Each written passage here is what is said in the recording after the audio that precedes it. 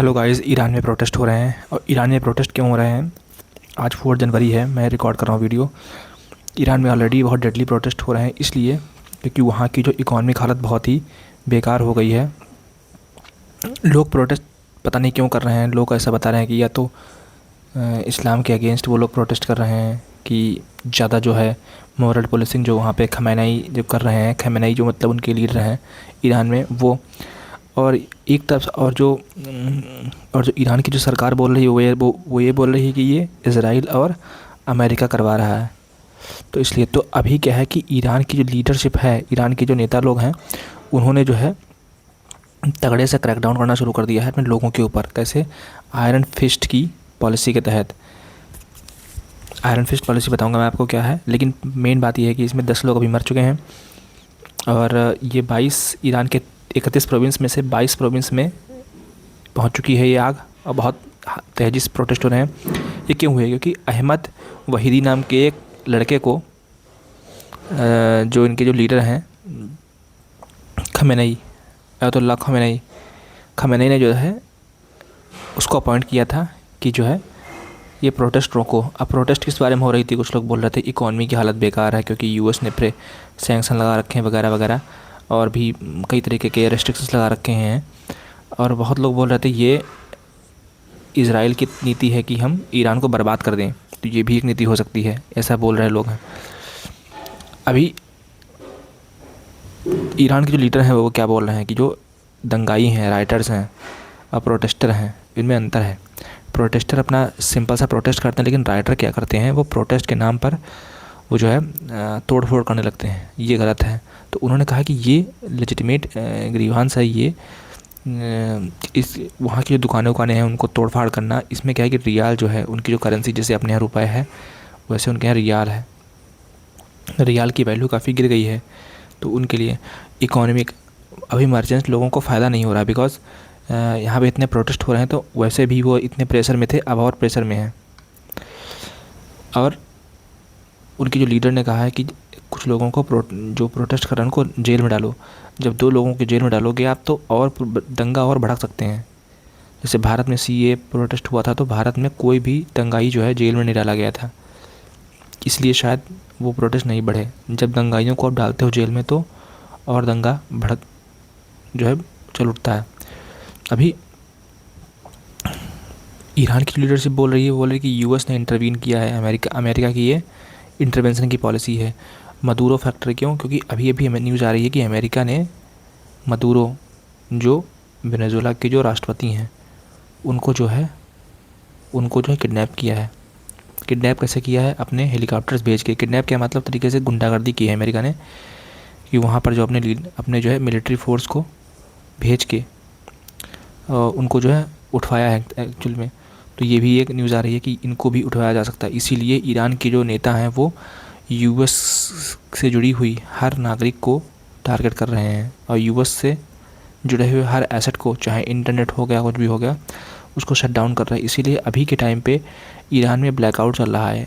Internet shut down है, बिल्कुल कोई भी यूज़ नहीं कर सकता है। 27 दिसंबर को, जैसा कि जानते हैं आप हैं, कि खमेनेई ने अहमद वहीदी को अपॉइंट किया। फिर 28 दिसंबर को क्या हो गया कि प्रोटेस्ट जो हैं काफ़ी बढ़ गए ईरान में प्रोटेस्ट काफ़ी बढ़ गए। 28 दिसंबर को हुई कि 50% महंगाई बढ़ गई। जब इनको किया तो प्रोटेस्ट बढ़े, तो वहाँ पे महंगाई बढ़ गई। एकदम तो नहीं बढ़ाई, पहले बहुत कम ही होगी, लेकिन ये न्यूज़ 28 तारीख की बताई जा रही है कि इतनी महंगाई बढ़ चुकी थी। फिर 30 दिसंबर की बात है कि वहाँ बताया कि नो प्रोटेस्ट, ये हालांकि इतना काम का आपके नहीं है। तो इस तरीके से बढ़ती गई। ब्लडी फ्राइडे आया 2 जनवरी को। आपको पता है कि सिस्तान प्रोविंस और बलूचिस्तान में, जो कि ईस्टर्न पार्ट है, जो कि पूर्वी पार्ट है, यहाँ पर भी काफ़ी ज़्यादा दंगा फैला। और 14 लाख रियाल जो है वो $1 के बराबर हो गया। तो मतलब इतनी महंगाई है वहाँ पे ईरान में।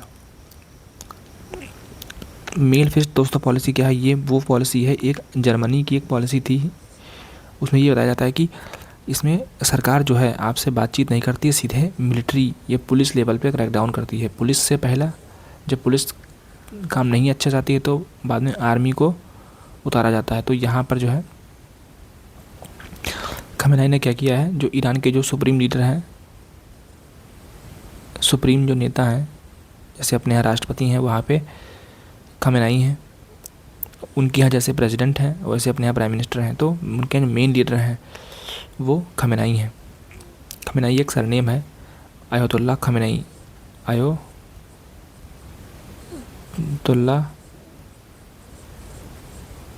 खमेनाई, ये नेता हैं वहाँ के ईरान के। तो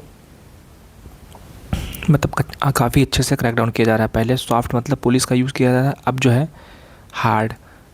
यही मेरे हिसाब से गलती है, क्योंकि आपको प्रोटेस्ट को क्रैकडाउन नहीं करना चाहिए, वरना प्रोटेस्ट और बढ़ते हैं। मिलिट्री को यूज़ किया पुलिस के जगह पे, और डिजिटल इंसाइक्रामेंट मतलब नेट बिल्कुल बंद कर दिया गया है, बिल्कुल ब्लाइंड कर दिया गया है इंटरनेशनल कम्युनिटी को कि प्रोटेस्टर से कोऑर्डिनेट करें कि जो है। तो ये है, तो यही दोस्तों पॉलिसी थी। अभी के लिए बहुत तेज़ी से प्रोटेस्ट हो रहे हैं, हो सकता है कि तख्ता पलट भी हो जाए, ये भी उम्मीद लगाई जा सकती है, तख्ता पलट भी हो सकता है। ईरान में एक नई सरकार आ सकती है, क्योंकि अब यूएसए जो है अपनी अल्ट्रा एग्रेसिव पॉलिसी के तहत चल रहा है। उसने अपने डिपार्टमेंट ऑफ डिफेंस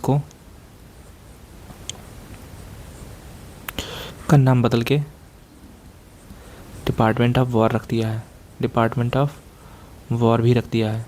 तो ये भी एक है कि यूएसए का एक, और अभी देखो यूएसए ने क्या किया था, तो अभी यूएस ने क्या किया था, देखो यूएसए ने जिस तरीके से भी ईरान को बॉम्ब किया था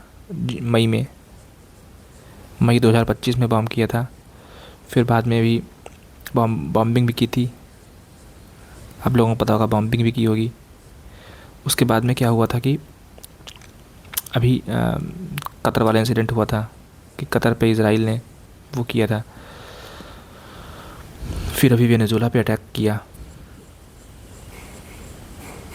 अभी ईरान को डिसमेंटल करेंगे ये लोग, इसके बाद ईरान की पॉलिसी वो है, और फिर रशिया पे करेंगे। हालांकि रशिया पे इतना आप आसानी से नहीं कर पाओगे, लेकिन रशिया की जो नाव हैं, आप कह लो जहाज़ हैं रशिया के, उनको ये यूज़ करेगा। लेकिन क्योंकि रशिया काफ़ी डिफ़िकल्ट होगा, क्योंकि रूस एक बहुत बड़ा कंट्री है, रूस का डिफेंस बहुत बड़ा है, मजाक नहीं होगा। तो देखते हैं क्या होता है। फ़िलहाल 2026 की शुरुआत ही लड़ाई से हो गई है, तो ये काफ़ी चिंता वाली बात है। इधर चीन ने भी ताइवान को अटैक करने का प्रयास किया था। तो ईस्ट और वेस्ट दोनों तरफ से दुनिया झुलस रही है आग में, देखते हैं क्या होता है। Thank you very much. अगर कुछ नई न्यूज़ आती है तो मैं उसके लिए आपके लिए वीडियो ले आऊँगा।